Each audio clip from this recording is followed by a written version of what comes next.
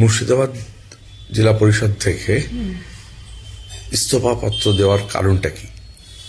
মুর্শিদাবাদ জেলা পরিষদ সভাধিপতির নেতৃত্বে যেভাবে চলছে, দুর্নীতি, স্বজন পোষণ, এইটা নিয়ে তো বহুবার বহু জায়গায় আমি প্রশ্ন করেছি, মানে লিখিত দিয়েছি, প্রশ্ন করেছি অ্যাডমিনিস্ট্রেটিভ মিটিংয়ে, জেনারেল বডির মিটিংয়ে, বহুবার আমি বিষয়গুলো উত্থাপন করেছি। দুর্নীতিমুক্ত একটা জেলা পরিষদ করার কথা বা পরিচালনা করার কথা বারবার বলেছি। তো সেখানে এতবার বলার পরেও দেখেছি যে কারেকশন এরা হবে না, দুর্নীতিটাকে এরা প্রশ্রয় দিচ্ছে। তো স্বাভাবিক আমার মনে হলো যে সামনে এমসিটি কলেজ, আইন টেগর হসপিটাল, এগুলো একটা বেসরকারি সংস্থাকে দিয়ে একটা কাটমানির প্রচ্ছন্ন প্রচেষ্টায় আছে। আমি যখন দেখছি যে এগুলো আমি সংশোধন করতে পারবো না, আস্তে আস্তে আমি এমসিটি কলেজ বা আইন টেগরটাও রক্ষা করতে পারবো না। এই চোর জেলা পরিষদের থেকে চুরির ভাগিদার হওয়ার কোনো ইচ্ছে আমার নেই বলে আমি রেজিগনেশন দিয়েছি।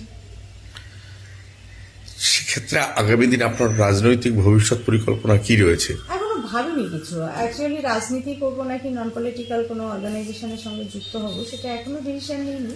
ডিসিশন নিলে জানতে পারবেন। তবে হ্যাঁ, এটা ঠিক যে আমি বসে থাকবো না।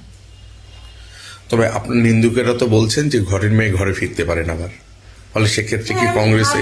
সেটা ও হলে সেটা সময় দেখবেন আর কি, যে হলে তো জানতেই পারবেন যদি আমি ফিরি। বসে থাকবো না এটা ঠিক, আমি একদম বসে থাকবো এটা থাকবো না। কিন্তু দল তো আপনাকে সহকারী সভাধিপতির মতো একটা পদ দিয়েছে, সম্মানও দিয়েছে, সেই অর্থে যদি বলা যায়, তাহলে সেক্ষেত্রে দলের ভিতরে কোথাও কি এই বিষয়টা নিয়ে আলোচনা করে সমস্যার সমাধান বের করা যেত না? না, দল বলে কিছু নেই মুর্শিদাবাদে, এটা ভুল হচ্ছে। যদি দল থাকতো তাহলে সেই দলের একটা ইনফ্রাস্ট্রাকচার থাকে, দলের একজন লিডার থাকে। দল হলে তার একটা গঠনতন্ত্র থাকে, সেই গঠনতন্ত্রের উপর ভিত্তি করে একটা দল পরিচালিত হয়। এখানে তৃণমূল কংগ্রেসের কিচ্ছু নেই, না গঠনতন্ত্র আছে, না দল বলে কিছু আছে, না লিডারশিপ আছে।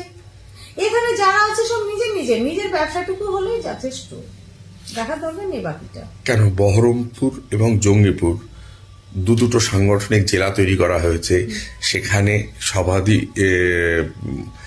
চেয়ারম্যান করা হয়েছে, সভাপতি করা হয়েছে, সমস্ত রকম তো গঠনতন্ত্র মিলেই তো করা হয়েছে, তারপরেও এটা আপনার মনে হয় যে একটা তুমি জেলা সভাপতি, তার একটা বুথ সভাপতি করার বা সরানোর ক্ষমতা নেই।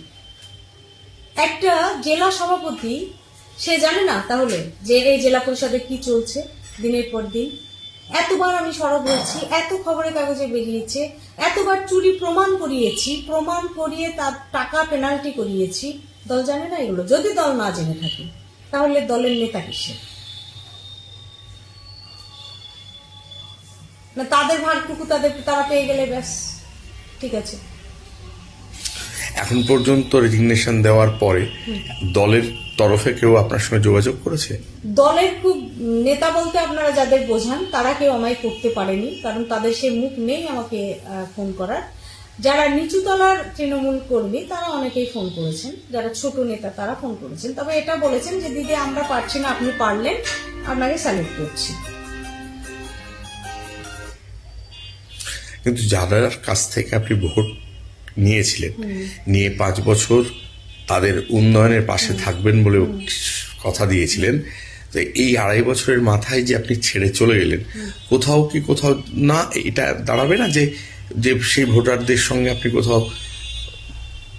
আমার ভোটারদের সঙ্গে না আমার একদম আত্মার সম্পর্ক। এই কারণে আমি যে আজকে রেজিগনেশন দিয়েছি তা আমার এলাকার ভোটারদের সাথে কথা বলেই দিয়েছি। আমি পরপর 3 দিন ওদেরকে নিয়ে মিটিং করেছি। ওরাই ডিসিশন দিয়েছে যে এই দলে আপনাকে থাকতে হবে না, তৃণমূলটা আগে ছাড়ুন। আমি কাল রাত 10টা 10:30টায় বাড়ি ফিরেছি ওদের সাথে মিটিং করে। ফলে ওরা যাদের জন্য আমি এখানে, তারা আমাকে যখন রেজিগনেশন দিতে বলেছে আমি দ্বিধা করিনি, রেজিগনেশন দিয়েছি। দলের কেউ যদি তৃণমূল ভবন থেকে, রাজ্য স্তর থেকে কোনো নেতা বা নেত্রী যদি আপনাকে ফোন করে এটাকে উইথড্র করে নেওয়ার কথা বলে, সেক্ষেত্রে আপনার পরিকল্পনা কি হবে? কোনো প্রশ্নই নেই দলের। আমি চোরের দলটা করবো না, তো অন ক্যামেরা বলেছি আমি চোরের দল করবো না, আপনাদেরকে অন ক্যামেরা বলছি, কোনো কিছুর বিনিময় না। Bureau report, PBTV news.